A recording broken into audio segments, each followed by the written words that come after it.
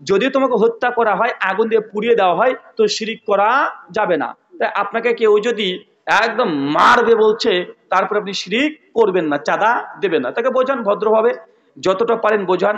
আমার একটা ইউটিউবে বক্তৃতা আছে দুর্গাপুজোর চাঁদা কেন্দ্রিক, ওই আলোচনাটা গোটাটা শুনবেন, কিভাবে তাদের কাছ থেকে বেঁচে আসতে পারবেন, ওটা করতে পারবেন। কিন্তু কেউ যদি আপনাকে একদম গান পয়েন্টে রাখে, ওই একদম মেরে দেবো, বন্দুক চাপে ধরে রেখেছে, সেই সময় যদি আপনি অন্তরে ইমানকে ঠিক রেখে যদি শিরকি বাক্য বা কথা বলে দেন বা শিরক করে ফেলেন, তাহলে ওইটা আল্লাহ সুবহানাহু ওয়া তাআলা গণনায় ধরবেন না। সূরা নাহলের 106 নম্বর আয়াত দেখবেন, আম্মার বিন ইয়াসর রাদিয়াল্লাহু আনহুর একটা ঘটনা পাওয়া যায়। ও অন্তরে পূর্ণ ঈমান আছে, জোরপূর্বক কেউ যদি কোনো গায়রুল্লাহর নামে যদি ধ্বনি দিতে বলে, তারপরে যদি আপনি জোর করে যদি বলে ফেলেন, জোর করার কারণে এটা হারাম হবে না। কয়েকদিন আগে ঝাড়খণ্ডে দেখলেন না, জয় শ্রীরাম বলার ছিল, পিটিয়ে হত্যা করে দিল না ভাইজান কোন মুসলমান। জোর করে দেখছেন রাস্তাতে যাচ্ছেন, বেশ কিছু জঙ্গি হিন্দুত্ববাদীর আপনাকে ধরেছে, ধরে আপনাকে হচ্ছে জয় শ্রীরাম বল নচেত মারবে। আপনি বলছেন না, দেখছেন আপনাকে মারছে, মারছে, মেরে ফেলতে পারে, আশঙ্কা আছে। এই সময়তে যদি আপনি অন্তরে পূর্ণ তৌহিদ রেখে নিজের বাঁচার তাগিদে যদি আল্লাহকে স্মরণ করে যদি জয় ইসলাম বলেন, এটা শিরিক হবে না। কথা বুঝতে পারলেন? সূরা নাহাল 106 নম্বর আয়াত দেখে নেবেন। পূর্ণ ঈমান থাকার পরেও মুখ দিয়ে যদি বাতিল কোনো কথা বলে, আল্লাহ এটা গণনায় ধরবেন না।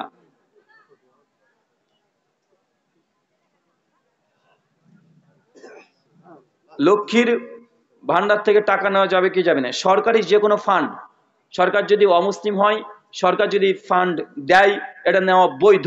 কারণ সরকার সে কোথা থেকে দিচ্ছে এটা দেখার দরকার নেই, এটা সমস্ত জনসাধারণের প্রতি সরকার একটা হক আছে, এটা নিতে পারবেন। কোনো ব্যক্তি জেনে শুনে অসৎ পথে অনেক রোজগার করেছে, শেষ বয়সে কি রকম তওবা করতে হবে? কঠিন তওবা করতে হবে।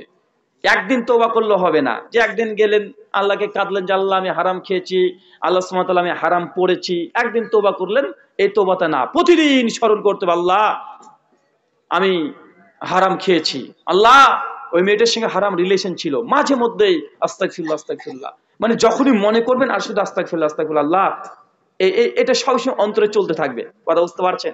সবসময় চলতে থাকবে। মুমিনের হৃদয় সবসময় পাপের জন্য কাঁদবে। সূরা ফুরকান আয়াত নম্বর 70 এবং 71 আল্লাহ বলছে, কোন ব্যক্তি যদি তওবা করে, আল্লাহ যদি তওবা যদি কবুল করে নেয়, তাহলে এই ব্যক্তির পেছনে সমস্ত গুনাহকে আল্লাহ সুবহানাহু ওয়া তাআলা নেকিতে বদলিয়ে দেন। তাই তওবা একদিনকার জিনিস নয়, যতদিন বাঁচবেন নিজের গুনাহের জন্য তওবা করতে থাকবেন। বিদাতীদের সঙ্গে সালাত পড়া যাবে কি যাবে না?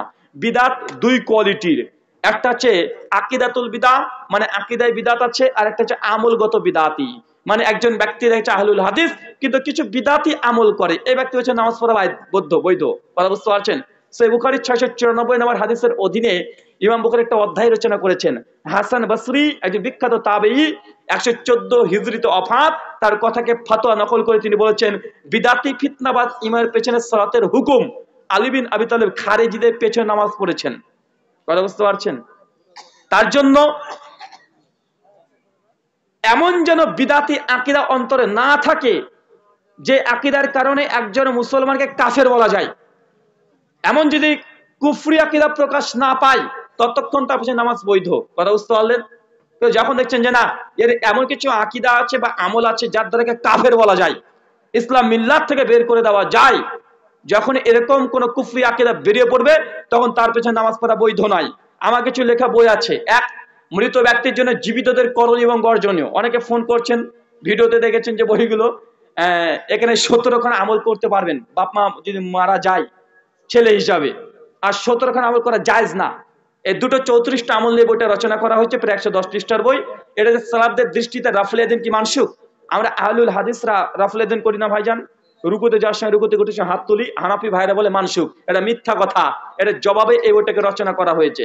আরেকটা বই আছে আহলে হাদিস হানাফি মাযহাব দ্বন্দ্ব নিরসন।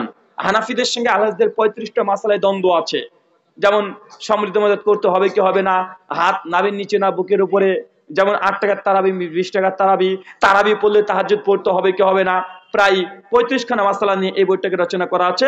এই বইটা নিয়ে যেতে পারবেন। এটা হচ্ছে তাকলিদ বিভ্রান্তি নিরসন, মাযহাব মানা যাবে কি যাবে না।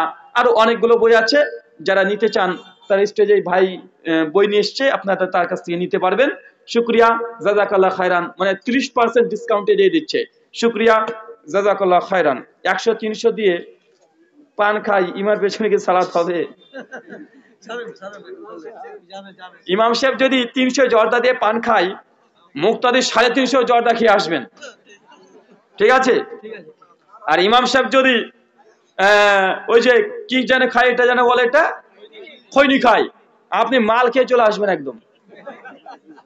আরে ভাই বলেন তো, দেখছি আপনাদের এখান থেকে একটা গাড়ি ছাড়বে, কলকাতা যাবেন, ট্যুর করতে যাবেন বা দীঘাতে যাবেন, গ্রামের সমস্ত মানুষ ভালো ভদ্র, কিন্তু ওই যে ড্রাইভার ও মাল খেয়ে গাড়ি চালাচ্ছে, যদি শোনেন ওর গাড়িতে চাপবেন? হ্যাঁ চাপবেন? বলে বেটা কোথায় গাড্ডায় ফেলে দেবে, কে চাপবেন মাতালের? তো ওই মালটাকে রেখেছেন কেন মসজিদে? নেশাখোরকে রাখবেন না। তবে নামাজ যদি পড়ে ফেলেন, নামাজ বৈধ হয়ে যাবে, গুনাহগার ও হবে। সূরা বানী ইসরাঈল 15 নম্বর আয়াত। আল্লাহ একের পাপের বোঝা আরেকজনের উপরে বাড়তাই না, আল্লাহ সুবহানাহু ওয়া তাআলা দেন না। কি যে এতগুলো প্রশ্ন ভাই। জি শুকরিয়া, জাযাকাল্লাহ খায়রান, বারাকাল্লাহ ফিকুম, আমা আলাইনা ইল্লাল বালাগ, সুবহানাকাল্লাহুম্মা ওয়া বিহামদিকা, আশহাদু আল্লা ইলাহা ইল্লা আনতা আস্তাগফিরুকা ওয়া আতুবু ইলাইক। আসসালামু আলাইকুম ওয়া রাহমাতুল্লাহি ওয়া বারাকাতুহু। একটা প্রশ্ন আছে, যে হিন্দুদের ইসলামের দাওয়াতটা কিভাবে দেব, কিভাবে হিকমা প্রয়োগ করব, ওইভাবে একটু বুঝিয়ে দেন আমাদের। ভাইজান এমন একটা প্রশ্ন করেছেন, বলছেন একটা প্রশ্ন, এটার জন্য 1.5 ঘন্টা আলোচনা লাগবে কমপক্ষে। আমার একটা আলোচনা আছে, ইউটিউবে চলে যান, বাংলাতে লিখবেন অমুসলিমকে দাওয়াত দেওয়ার পথ এবং পদ্ধতি, ওইখানে পেয়ে যাবেন। আমার 3টে আলোচনা আছে। একজন নাস্তিককে তার সঙ্গে কিভাবে কনভিন্স করবেন যে স্রষ্টা আছে, এটা প্রমাণ করবেন। এরপরে প্রায় 1.5 ঘন্টার একটা আলোচনা আছে। আরেকটা আছে খ্রিস্টান বিশ্বাসীদের যেভাবে দাওয়াত দিবেন, আরেকটা আছে হিন্দুদেরকে যেভাবে দাওয়াত দিবেন। আমার প্রায় 3খানি আলোচনা আছে, ইউটিউবে দেখবেন, ডিটেল তথ্যভিত্তিক রেফারেন্স সহ আলোচনা করা আছে। আর যদি আমার লেখা বই পড়তে চান, এই মুহূর্তে বইটা আমার কাছে অ্যাভেলেবেল নেই, তবে ফ্লিপকার্ট বা অ্যামাজন থেকে অ্যাভেলেবেল পেয়ে যাবেন। খ্রিস্টানদেরকে দাওয়াত দেওয়ার জন্য আমার একটা বই আছে, বড়দিনের উপহার, প্রায় 500 পৃষ্ঠার বই। ওইখানে আপনি খ্রিস্টানদেরকে কিভাবে দাওয়াত দিতে হয় ওটা পেয়ে যাবেন। হিন্দুদেরকে দাওয়াত দেওয়ার জন্য আমার একটা বই আছে, ইসলাম আদর্শ না কলঙ্ক, 55টি হিন্দুদের অভিযোগের জবাব, ওই বইটা থেকে ডিটেল পেয়ে যাবেন। শুকরিয়া।